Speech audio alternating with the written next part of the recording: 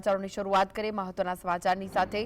तो महत्वना समाचार राजकोटना Atlantis apartment में आग लगवाना मामले महत्वना समाचार सामे आवी रह्या छे। आग में 3 लोकोना मृत्यु थई गया हता, ज्यारे के 5 लोकोने ईजा पहोंची छे।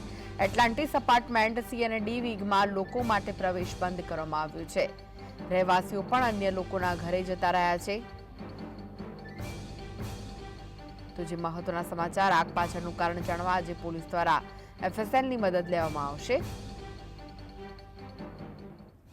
રાજકોટના એટલાન્ટિસ અપાર્ટમેન્ટમાં આગ લાગવાના મામલે આ મહત્વના સમાચાર છે। આ વિશે વધુ માહિતી માટે જોડાઈ ગયા છે સંવાદદાતા લકીરાજ। લકીરાજ, મહત્વના જે સમાચાર સામે આવી રહ્યા છે, સી અને ડી વિંગમાં લોકો માટે પ્રવેશ બંધ કરાયો છે, શું વિગતો છે?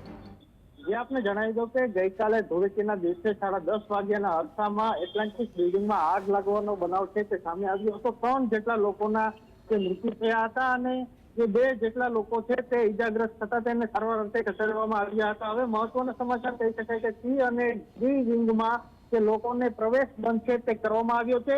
રહેવાસીઓ જે સ્થાનિકો છે તેને પણ अन्य लोकोना घरे छे तेओ पण पहोंची चुक्या छे।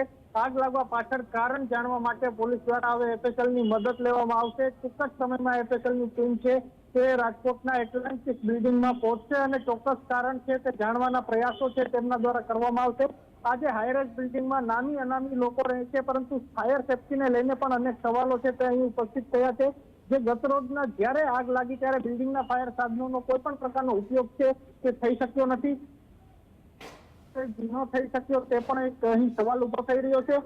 જે શું ફાયર સેફટીના સાધનો માત્ર એને શું મેળવવા માટે જ રાખવામાં આવે છે?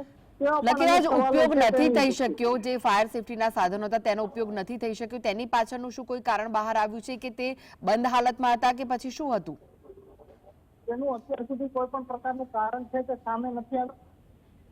સમગ્ર મામલે પ્રકાશ પાડશે, કારણ કે ટૂંક જ સમયમાં એફએસએલની ટીમ છે તે પણ ઘટના સ્થળે પહોંચશે અને તપાસ હાથ ધરશે। જી, આભાર લકીરાજ સમગ્ર માહિતી આપવા માટે।